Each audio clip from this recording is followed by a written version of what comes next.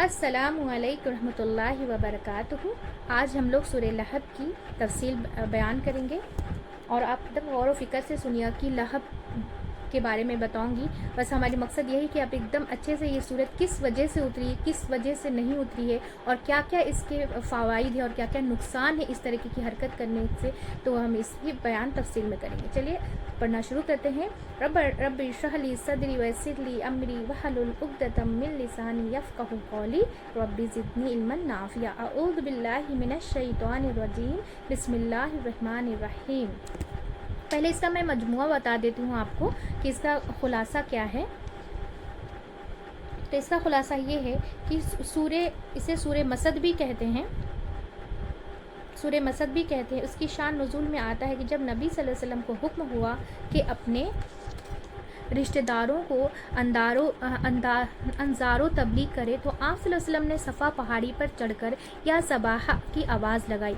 इस तरह की आवाज़ ख़तरे की अलामत समझी जाती है। चुनांचे इस आवाज़ पर लोग इकट्ठे हो गए। आप सल्लल्लाहु अलैहि वसल्लम ने फरमाया, ज़रा बतलाओ, अगर मैं तुम्हें ख़बर दूँ कि उस पहाड़ की पुश्त पर एक घुड़सवार लश्कर है जो तुम पर हमला आवर हुआ चाहता है, तो तुम मेरी तस्दीक करोगे? उन्होंने कहा, क्यों नहीं, हमने कभी आप सल्लल्लाहु अलैहि वसल्लम को झूठा नहीं पाया। आप सल्लल्लाहु अलैहि वसल्लम ने फरमाया कि फिर मैं तुम्हें एक बड़े अजाब से डराने आया हूँ, अगर तुम कुफ्र व शिर्क में मुब्तला रहे। ये सुनकर अबू लहब ने कहा, तब बलका, यानी तेरे लिए हलाकत हो। क्या तूने हमें इसलिए जमा किया था? जिस पर अल्लाह ताला ने यह सूरह नाजिल फरमाई। अबू लहब का असल नाम अब्दुल उज़्ज़ा था। अपने हुस्न व जमाल और चेहरे की सुर्खी की वजह से उसे अबू लहब का मतलब होता है शोला फ़रोज़ा कहा जाता था। अलावा अज़ी अपने अंजाम के एतबार से भी उसे जहन्नुम की आग का ईंधन बनना था। ये नबी सल्लल्लाहु अलैहि वसल्लम का हकीकी चचा था, लेकिन आप सल्लल्लाहु अलैहि वसल्लम का शदीद दुश्मन था और उसकी बीवी उम्मे जमील बिनते हर्ब भी दुश्मनी में अपने खाविन से कम न थी। और बताया जाता है एक अबू लहब में एक रुकू है, 5 आयात है, 20 कलिमात हैं और 77 हुरूफ हैं। अबू लहब आप सल्लल्लाहु अलैहि वसल्लम का चचा था, मक्का में अपना करीबी हमसाया था। दोनों के घरों के बीच एक दीवार थी। इसके अलावा हकम बिन आस और उक़बा बिन अबी मोइत, अबी बिन हमरा, अबू लहब के, ये सब आप सल्लल्लाहु अलैहि वसल्लम के दुश्मन थे। ये लोग आप सल्लल्लाहु अलैहि वसल्लम को चैन से नहीं रहने देते। कभी आप सल्लल्लाहु अलैहि वसल्लम नमाज पढ़ते तो बकरी की गंदगी ला करके उनके पास डाल देते, उनके ऊपर डाल देते। खाना बाहर बनता तो गलाजत यानी गंदगी ला करके फेंक देते। आप सल्लल्लाहु अलैहि वसल्लम सिर्फ इतना कहते कि ये कैसी हमसायगी है, हमसाए ऐसे तो नहीं होते। अबू लहब की बीवी का नाम अरवा था, अबू सुफियान की बहन थी, उसका लक़ब उम्मे जमील था। वो रातों को आप सल्लल्लाहु अलैहि वसल्लम के दरवाजे के बाहर खरदार यानी कि जो कांटेदार होते हैं झाड़ियाँ बिछा देती थी कि सुबह आप सल्लल्लाहु अलैहि वसल्लम और उनके बच्चे निकले तो ज़ख्मी हो जाएं। नबूवत से पहले आप सल्लल्लाहु अलैहि वसल्लम की 2 बेटियाँ अबू लहब के 2 बेटों यानी उतबा और उतैबा से यानी कि शादी हुई थी। उनके लहब के बेटे से शादी हुई थी। जब आप सल्लल्लाहु अलैहि वसल्लम ने इस्लाम की दावत देना शुरू की तो उसने अपने बेटों से कहा कि मेरा तुमसे मिलना हराम है। अगर तुम आप सल्लल्लाहु अलैहि वसल्लम के बेटियों को तलाक ना दो तो उन्होंने तलाक दे दी। मतलब वो आप सल्लल्लाहु अलैहि वसल्लम की बेटियों से शादी करके रखा था और कहा कि अगर दीन तुम उनके बेटियों से करो, क्योंकि आप सल्लल्लाहु अलैहि वसल्लम तो दीन फैलाने का काम करे थे, तो उसको बहुत अंदर से हसद थी, तो इसके लिए उसने अपने बेटों से उनकी बेटियों का तलाक करवा दिया। तो आप सल्लल्लाहु अलैहि वसल्लम को उन्हीं कुर्बानियों की वजह से कौसर अता हुई थी और उन कुर्बानियों में से ये भी एक कुर्बानी है कि कितना बड़ा दुख है कि अगर किसी की 2 बेटियों का घर अगर उजड़ जाए तो जब आप सल्लल्लाहु अलैहि वसल्लम ने दीन की तबलीग शुरू की तो आप सल्लल्लाहु अलैहि वसल्लम की बेटियों के घर उजड़ गए और उतैबा तो जहालत में इस तरह उतर गया कि आप सल्लल्लाहु अलैहि वसल्लम से कहने लगा कि यानी उनका मजाक उड़ाता था और उनके ऊपर थूका भी, लेकिन आप सल्लल्लाहु अलैहि वसल्लम पर नहीं पड़ा। जब आप सल्लल्लाहु अलैहि वसल्लम तबलीग किया करते थे तो उनके पीछे पीछे जाकर उनको झुठलाया करता था। जुल्म जहाज के बाजार में लगते थे। जब आप सल्लल्लाहु अलैहि वसल्लम बाज़ार में तबलीग कर रहे थे कि एक अल्लाह को मानो तो फलाह पा जाओगे, तो वो पीछे पीछे कह रहा था ये झूठा है, इसने अपने आबा व अजदाद के दीन को छोड़ दिया है, जितने इनकी बात मत सुनो। लोगों ने पूछा ये कौन है जो आपको झूठा बता रहा है? तो बताया गया कि आप सल्लल्लाहु अलैहि वसल्लम का चचा है। अरबन के कबाइले जो थे, कबाइल थे, मुआशरे में हर कीमत पर अपने कबाइल यानी ख़ानदान का साथ दिया जाता था। उस ज़माने में अपने अपने कबाइल का सब लोग साथ देते थे।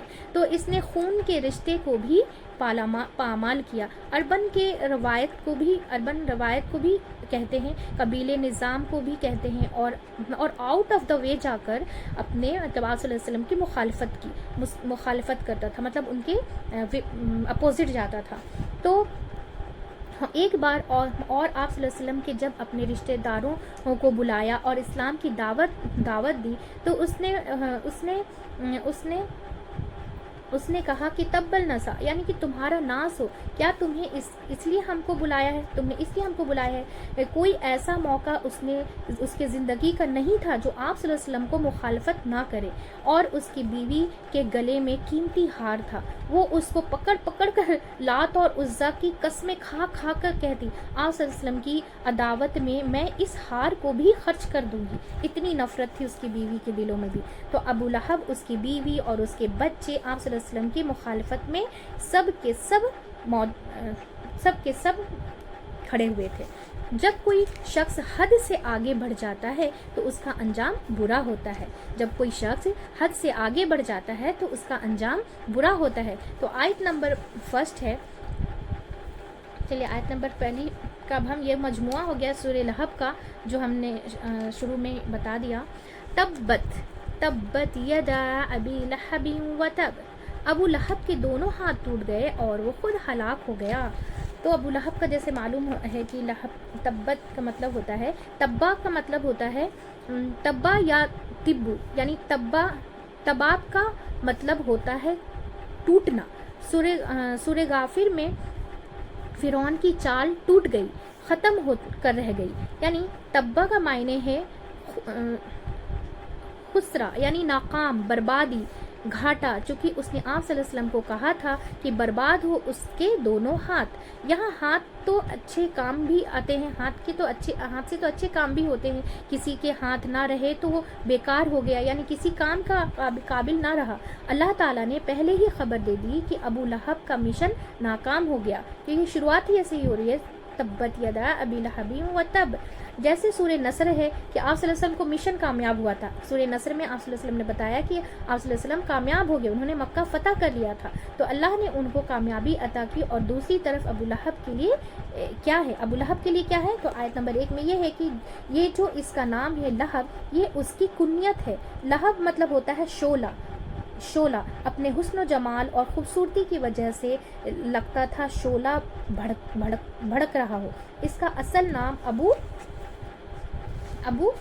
उज़्ज़ा था। लात और उज़्ज़ा दो बुत थे, बुतों के नाम पर इसका नाम था। तो तब्बा का एक और मानी होता है, लफ्ज़ी मायने होता है कि बद्दुआ के लिए भी आता है, यानी माजी का सेगा दुआ बद्दुआ के लिए भी इस्तेमाल होता है। मिसाल जैसे दरूद शरीफ, यानी कि आयत नंबर 1 में यह है कि बर्बाद हो गए दोनों हाथ अबू लहब के, और वो खुद भी बर्बाद हो जाए, यानी उसका मिशन तो पूरा नहीं होगा, खुद भी वो किसी कामयाबी को ना पहुंचेगा। तो इसका ये है कि यदा हाथ का तस्निया है, यानी मुराद उससे उसका नफ्स है।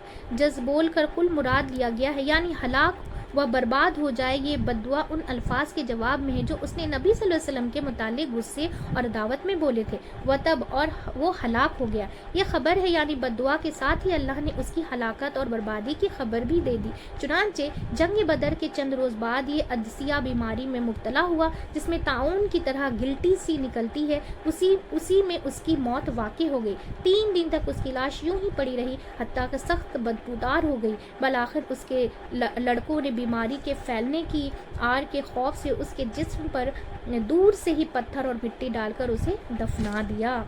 इतना बुरा उसका अंजाम हुआ।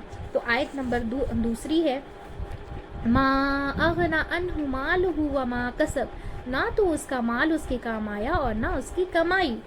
तो यहाँ पे बताया जाता है कि अबू लहब मक्का के मालदार तरीन लोगों में से था। कहा जाता है कि कुरैश के उन 4 आदमियों में से था जो 1 किंतार सोने के मालिक थे। किंतार बोलते हैं 200 उक्फिया। किंतार जो है 200 उक्फिया का होता है, यानी जंग बदर में वो खुद ना जाकर 4000 दरहिम में एक मकरूस को भेज दिया। उस ज़माने जिसके पास थोड़े भी दरहिम रहते थे उनको हज़ारों के मालिक समझा जाता था, हज़ारों का मालिक समझा जाता था। अपने माल की वजह से बहुत ज़्यादा उसके अंदर तकब्बुर में रहता था वो, तो उसका माल उसके काम ना आया। और कसब का मतलब होता है जो भी उसने कमाया।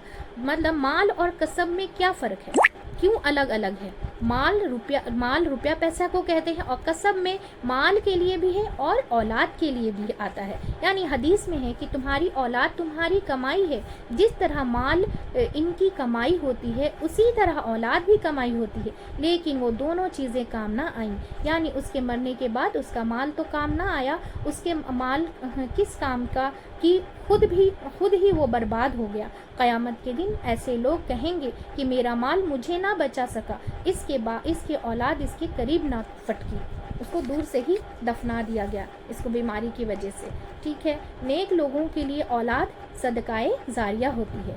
नेक लोगों के लिए औलाद सदकाए जारिया होती है। आयत नंबर 3, सयस्ला नारन ज़ात लहब, वो अनकरीब भड़कने वाली आग में जाएगा। अनकरीब भड़कने वाली आग में जाएगा, इसका मतलब है अनकरीब वो जलेगा आग में, शोले वाली। उसका नाम भी था ना अबू लहब, यानी उसका मतलब ही था शोला, इसलिए अल्लाह ताला ने उसको पहले ही शोले वाला नाम ताकि वो ईंधन में जलने वाला ही था वो, उसका नाम का ही उसके ऊपर असर था। इसलिए नाम कभी भी अच्छे नाम रखे ताकि उसका नाम का असर ज़िंदगी पे भी पड़ता है। ठीक है, तो आप सल्लल्लाहु अलैहि वसल्लम ने अबू लहब कहने में बड़ा फ़ख्र करता था। तो अल्लाह ताला ने फरमाया तुम्हारा अंजाम भी लहब में ही होगा, यानी शोलों में ही होगा। अल्लाह ताला, क्योंकि उसके नाम का मतलब ही था कमाई में उसकी रयासना यानी हैसियत और जाह व मनसब, उसकी औलाद भी शामिल। यानी जब अल्लाह की गिरफ्त आई तो कोई चीज़ उसके काम ना आई, और यानी जहन्नुम में ये अपने खाविंद की आग पर लकड़ियाँ लाकर डालेगी ताकि आग मज़ीद भड़के। ये अल्लाह की तरफ से होगा। यानी जिस तरह ये दुनिया में अपने खाविंद की उसकी कुफ्र व अनाद में मददगार थी, आखिरत में भी अजाब में उसकी मददगार होगी। इब्ने कसीर कहते हैं कि वो कांटे और झाड़ियाँ ढो कर लाती और नबी सल्लल्लाहु अलैहि वसल्लम के रास्ते में लाकर बिछा देती थी। और बाज़ कहते हैं कि ये उसकी चुगलखोरी की आदत की तरफ इशारा है। चुगलखोरी के लिए अरबी मुहावरा है। ये कुफ़ार कुरैश के पास जाकर नबी सल्लल्लाहु अलैहि वसल्लम की ग़िबत करती और उन्हें आप सल्लल्लाहु अलैहि वसल्लम की अदावत पर उकसाती थी, जो उसकी बीवी थी। ठीक है, तो फिर हम आयत नंबर 4 पढ़ेंगे। वमरातु हम्मालतल हतब, वमरातु हम्मालतल हतब। तो इसका ये है कि और उसकी बीवी उम्मे जमील यानी अरवा बिनते अहब बिनते उमैया थी। और हम्मालतल हतब यानी हम्मा लफ्ज़ जो है हमल से है, और हम्मल मुबालगे का सीगा है, यानी हम्मल के वाज़ह पर, यानी ईंधन उठाने वाली और बहुत ज़्यादा उठाने वाली और बहुत कोशिश से उठाने वाली। इसके 2 मायने हैं। एक वो लकड़ी उठाकर लाती है, कांटे झाड़ियाँ और आप सल्लल्लाहु अलैहि वसल्लम के घर के सामने फेंक देती। यानी हम्मा लतल हतल अरबी में मुहावरा भी है, यानी चुगलखोर लोगों में फूट डलवाए, इधर उधर की बात लगाए। जैसे ईंधन है, जैसे एक जगह से ले गए ईंधन तो वहाँ पूरी आग भड़क जाती, वैसी चुगली को भी उसी में शामिल किया गया है। ठीक है, तो वो ईंधन बनता फिरता है आग भड़काने के लिए। तो मुफसद के लिए ये लफ्ज़ उससे होता है। और आयत नंबर 5 का है फी जीदिहा हब्लुम मिन मसद, उसकी गर्दन में पोस्त यानी खजूर की बटी हुई रस्सी होगी। اس کے گلے میں رسی ہوگی کھجور کی۔ ابو لہب کی بیوی کو رسی کو کیوں کہا گیا ہے؟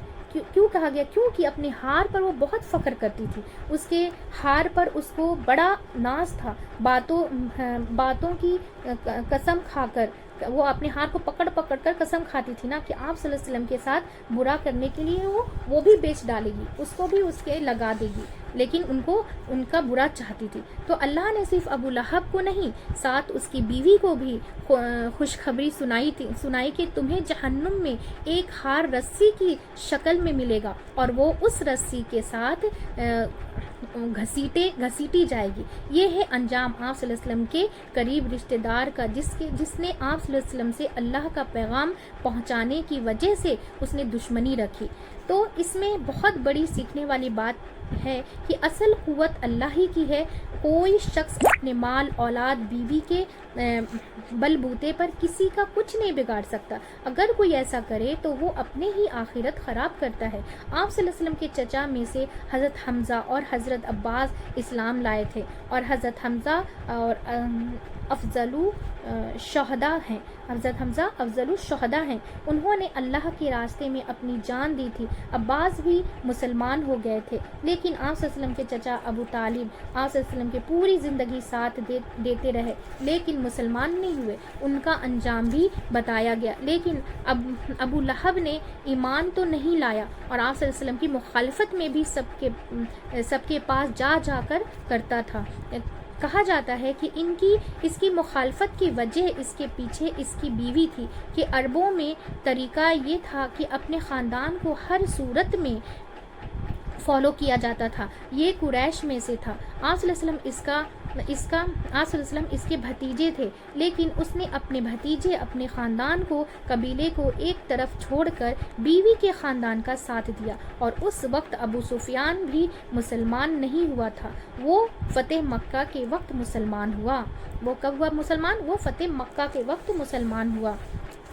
یعنی جند گردن مطلب مضبوطی بٹی ہوئی رسی، وہ مونج کی یا کھجور کی پوست کی ہو یا آہنی تاروں کی، جیسا کہ مختلف لوگوں نے اس کا ترجمہ کیا ہے۔ بعض نے کہا کہ یہ وہ دنیا میں ڈالے رکھتی تھی جیسے بیان کیا گیا ہے، کہ لیکن زیادہ صحیح بات یہ معلوم ہوتی ہے کہ جہنم میں اس کے گلے میں جو توق ہوگا وہ آہنی یعنی تاروں سے بٹا ہوا ہوگا۔ مسد سے تشبیہ اس کی شدت اور مضبوطی کو واضح کرنے کے لیے دی گئی ہے۔ تو یہ ابھی ابو لہب کی الحمدللہ تفصیل مکمل ہو گئی۔ تو آپ کو اس سے بات کیا سمجھ میں آئی کہ ہم کتنا بھی کوئی بھی دشمن ہو، کوئی بھی ہمارا کچھ بھی برا چاہے تو وہ نہیں کر سکتا۔ ساری برا ہمارے ساتھ ہونا ہو یا اچھا ہونا ہو، یہ سب اللہ کے ہاتھ میں ہوتا ہے۔ تو ہمیں سب سے زیادہ اللہ پہ توکل کرنا چاہیے، اللہ پہ بھروسہ کرنا چاہیے، اور اپنے دل میں کسی کے لیے کچھ بھی نہیں رکھنا چاہیے۔ اپنے دل کو ایک دم صاف اور شفاف رکھنا چاہیے، تاکہ اللہ تعالیٰ اندر کی باتوں کو بھی جانتا ہے، کیونکہ ہمارے دل میں کیا ہے، ہم کیا سوچتے ہیں، وہ اللہ کو باریک بین، اللہ لطیف الخبیر ہے، اسے سب کچھ پتہ ہوتا ہے، اس کو کچھ بھی بتانے کی ضرورت نہیں ہے، اسے سب کچھ پتہ رہتا ہے۔ اس لیے ہم اپنے اندر کی صفائی کریں، دوسرے میں عیب نہ دیکھ کر ہم اپنے اندر عیب دیکھیں، اپنے اندر دوسرے میں اچھائی دیکھیں، اور اپنے اندر برائی دیکھیں، اور اپنے اندر جو بھی برائی ہے اسے ہم دور کرنے کی کوشش کریں۔ تو بس الحمدللہ ہماری سورہ لہب کی مکمل ہو گئی تفسیر۔ ہم سب ایک فیملی کی طرح مل کر کے اس کو آگے بھی شیئر کریں گے، تاکہ ہم سب مل کر کے دین کا کام انشاءاللہ تعالیٰ اچھی طریقے سے کر سکیں، اور یہ دین سب کے تک پہنچ جائے، تاکہ سمجھ میں آئے کہ دین ہمارا ہے کتنا خوبصورت ہے۔ ہر ایک چھوٹی سے چھوٹی بات بتائی گئی ہے، ہر ایک چھوٹی سے چھوٹی بات بتائی گئی، اگر ہم اس پر ایک ایک لائن پہ غور و فکر کریں اور اس پر عمل کریں، تو ایک اچھے انسان اور ایک نیک انسان اور نیک اور صالحین میں ہم شامل ہونے والے انشاءاللہ تعالیٰ بن جائیں گے۔ تو یہاں پر ہماری مکمل ہوتی ہے۔ چلیے دعا پڑھ لیتے ہیں۔ سبحانک اللہم و بحمدک ونشہد ان لا الہ الا انت نستغفرک ونتوب الیک۔ السلام علیکم ورحمۃ اللہ وبرکاتہ۔